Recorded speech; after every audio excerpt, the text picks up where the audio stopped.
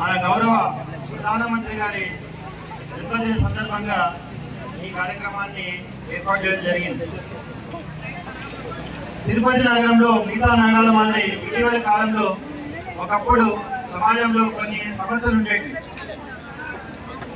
Maoism అయితేనేమి లేదా ఇంకా బ్యాక్వర్డ్నెస్ అయితేనేమి, ఈరోజు డ్రగ్స్ అనేది ఒక మహమ్మారిలా తయారైంది.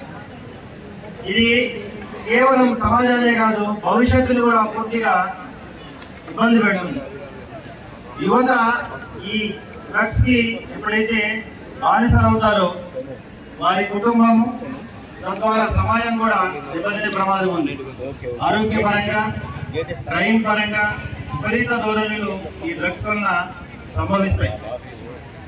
వారి మెంటల్ స్టేటస్ పూర్తిగా ఏం చేస్తున్నామా అనేది కూడా పూర్తిగా తెలియకుండా పోతుంది.